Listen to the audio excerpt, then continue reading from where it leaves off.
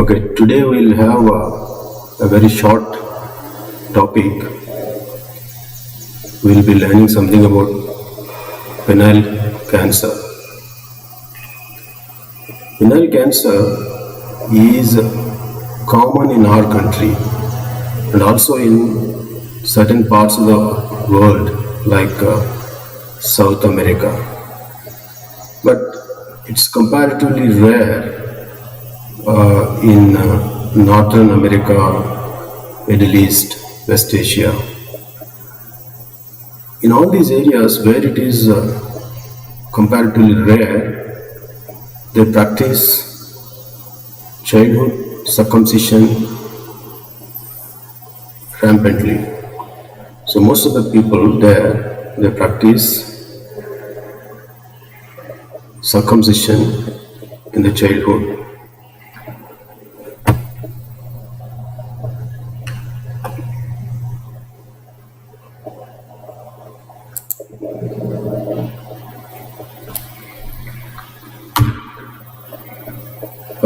Even in our own country, it used to be much more common a few decades ago than now.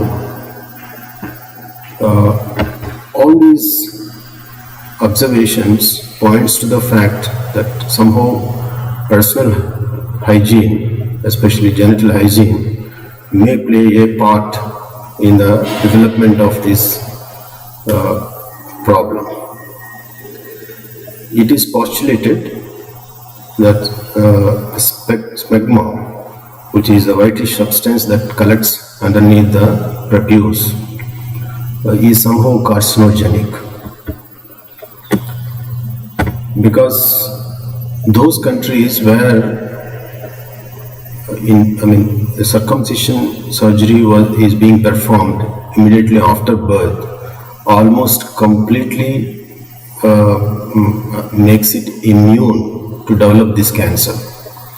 Even circumcision done at a later date, even in the childhood, may not confer that much immunity as it is immediately after birth. So it is postulated probably the smegma somehow may cause predispose people to get this cancer, but it's never proved. Certainly, genital hygiene does play a part, and also HPV infection, human papilloma virus infection, which cause penile warts, is found to cause this cancer. Especially there are certain serotypes, 16 and 18, so they do cause penile cancer. Balanitis xerotica obliterans, we already discussed something about this disease. That also is predispose people to have develop this type of cancer more often than the general public. Smoking, of course, is a risk factor, and chronic balanoposthitis. See, balanoposthitis, I was telling you, balanitis is inflammation of the glands, posthitis is the inflammation of the prepuce, the covering skin. Balanoposthitis usually occurs common, both together, we call it balanoposthitis, is the infection of the foreskin and the glands.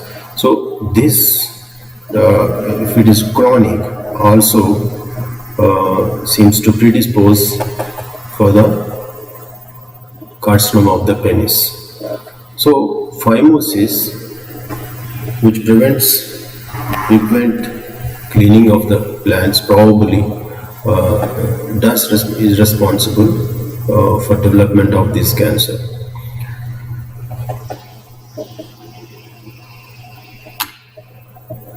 There are certain precancerous conditions.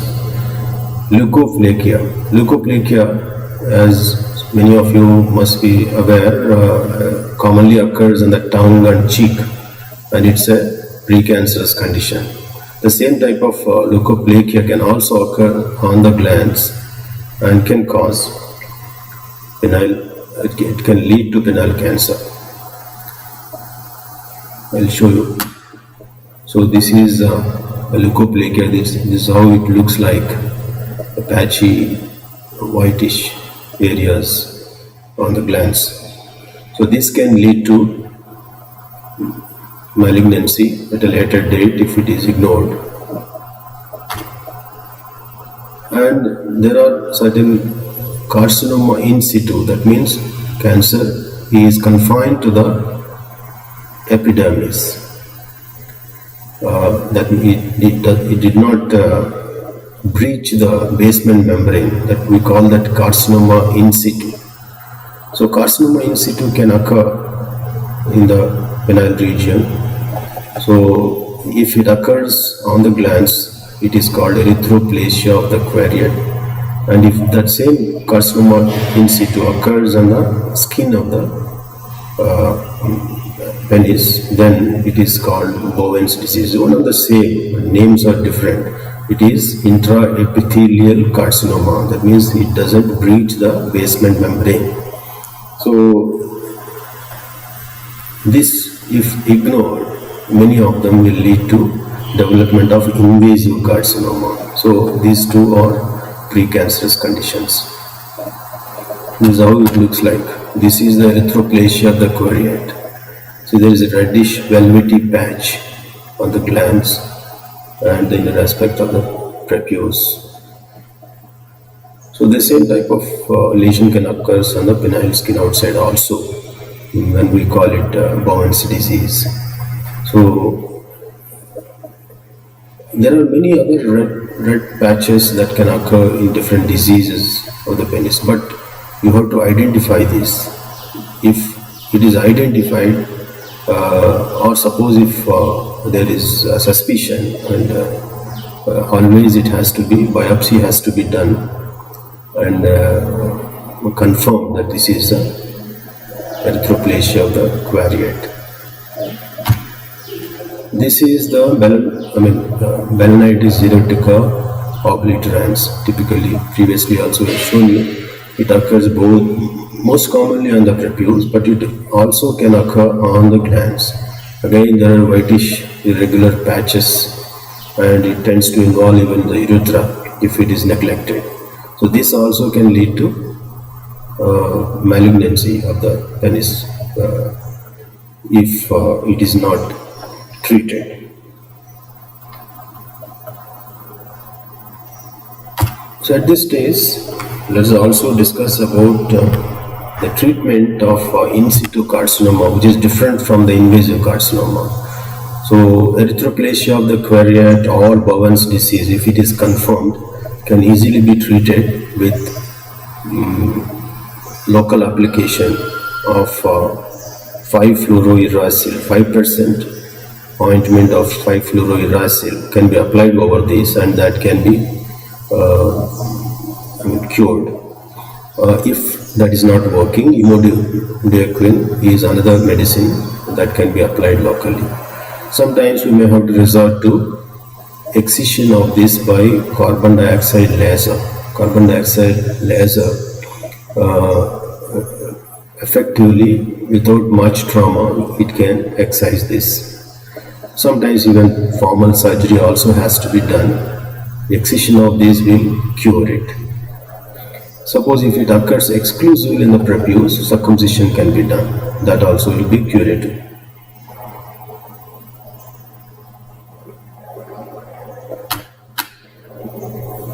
What is the pathology of carcinoma of the penis? It is a typical squamous cell carcinoma, and most often it arises from the skin of the glands or prepuce rather than on the glands initially. Of course, it spreads to the glands later. So it is a typical squamous cell carcinoma. There are three varieties. It can be a flat type of cancer, or it can be infiltrating or warty.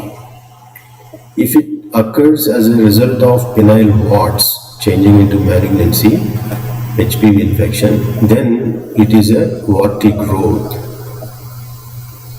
If it is developing from leukoplakia, usually it will be flat. So these are the morphological varieties that can occur in squamous cell carcinoma of the penis. Usually it's a slow growing tumor and the growth continues for months or even years. But then when it involves deeper structures as corpora cavernosa, then it will tend to progress faster. So initially the growth seems to be taking a lot of time. So invariably later it invades the corpora cavernosa and the corpus spongiosum and even the urethra if neglected. Later it spreads to inguinal nodes, and from inguinal nodes the secondaries later goes to iliac nodes. So this is how mainly is spread through lymphatics to the nodes. Distant metastases are uncommon. That is because most of the time, if it is neglected and it spread to inguinal nodes, that itself will be fatal. So there won't be much, time for distant metastasis to occur because the patient can succumb to secondaries itself if it is not treated. So that's the carcinoma of penis pathology. See, this is how it looks like. This is the carcinoma penis. Typical location, it is near the corona on the prepuce. What are the clinical features? Usually there is no pain. That's one of the reasons why probably the patients don't come in early stages, and also probably because of embarrassment or neglect, they don't come in initial stages. Sometimes even the medical practitioner may not have recognized the early cancer properly and treated it wrongly. All this we come across people with this disease coming at the late stages, unfortunately. So when it is already growth on the penis is quite substantially involved the prepuce and the glands, and there is a foul-smelling discharge, the patient they usually present. Sometimes when it occurs in the prepuce is non-retractile, and we have to do a surgery like a dorsal slit the prepuce dorsally to view this lesion. So that's what So always biopsy has to be done to confirm the disease. Inguinal lymph node, 50% of the people when they present, they already have enlarged inguinal lymph nodes. But most of the time these involved lymph nodes are because of infection rather than by secondaries. So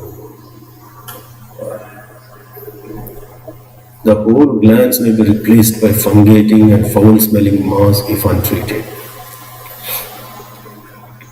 And later, the inguinal nodes may erode the skin. Malignant secondaries in the inguinal nodes will usually erode the skin, and in the final stages may even erode femoral vessels, which will be the cause of death in many of these unfortunate people. So usually this is a disease of an old age, after 60-65, but 10% of the people can be very young, 40 years also it will involve. So these are the clinical features of this disease, and how do you manage? As I was telling you, if in early stage, if they come, that's in the precancerous stage. It can even be easily be managed with little destruction and safeguarding the form and the function of the organ. But later stage, it will become problem. So there is a T staging.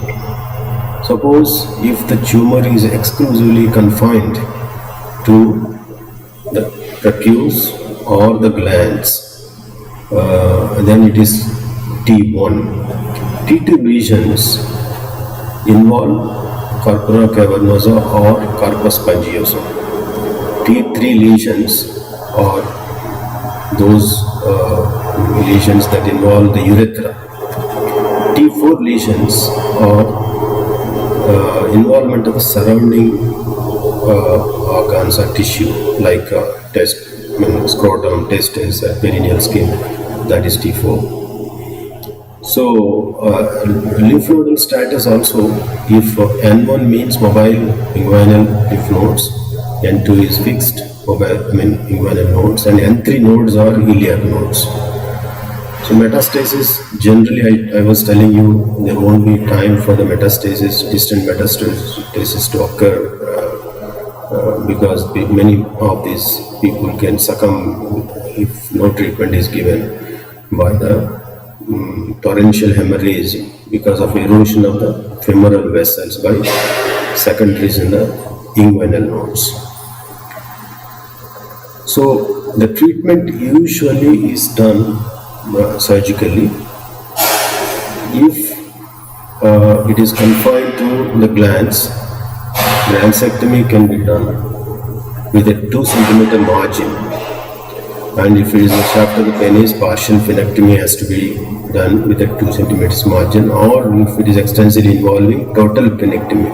If total penectomy is done, perineal urethrostomy has to be done. That means the urethra has to be located into the perineum and opened into the perineum, and we call it perineal urethrostomy. That has to be done if it is done total penectomy. This 2 centimeters margin also nowadays is being reviewed, and in some cases where the tumor characteristics allow us, it's not very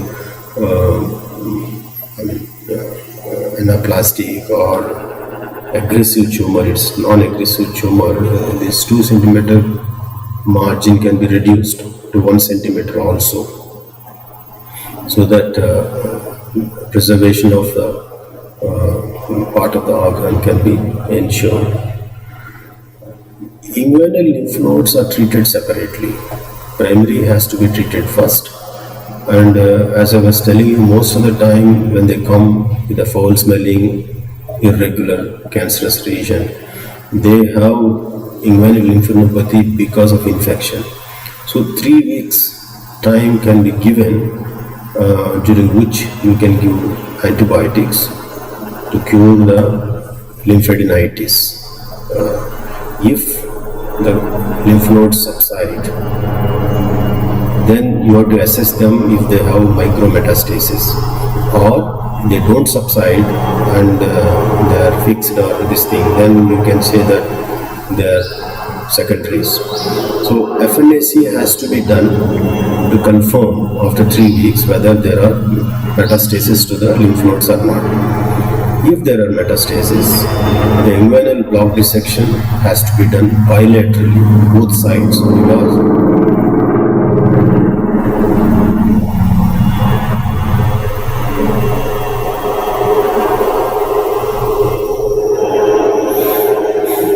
a lot of outside noise. Okay, inguinal block dissection has to be done bilaterally for these people where the disease is confined to the inguinal nodes. But then before that, you have to assess if the internal iliac nodes are enlarged or not. If on CT scan of the pelvis, if internal iliac nodes are enlarged, and no surgery is effective, and the options are limited. It's an advanced disease. Most of these people, only palliation is possible. The question comes when there are no enlargement of internal iliac nodes and there are only positive inguinal nodes. So after control of the primary, block dissection can be done, bilateral block dissection in the inguinal region can be done, and the options for non-clinically enlarged, iliac nodes without clinical enlargement, or either you wait and then observe whether they are enlarging or not, or you can go preventive iliac lymphadenectomy. Again, iliac lymphadenectomy is a major undertaking with a lot of morbidity, so that also can be an option, or you can give radiotherapy to inguinal nodes. So these are the options that are available in case the iliac nodes, the inguinal nodes are involved and iliac nodes are not clinically involved. Of course, clinically, if they are enlarged, there are no other options. So this is how the carcinoma of penis is treated.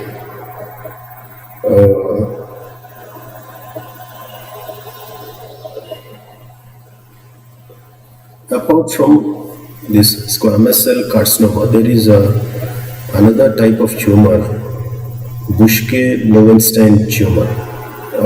It's a Buschke-Lowenstein tumor is a warty growth which is locally very slow growing, and it is also very rare, not very common. And almost always this Buschke-Lowenstein tumor does not cause either regional or distant metastasis. So it's a locally infiltrating tumor, and when thus tumor is identified by biopsy, then only local management excision of the tumor can be done with good results. So that's a rare tumor, Buschke-Lowenstein tumor. This very, very rarely, even melanomas also can affect penis. So when melanoma is diagnosed in the penile region, it is treated exactly like the squamous cell carcinoma. Even though the results are again not very good, the melanomas occurring on the limbs or on the genital, they have different prognosis.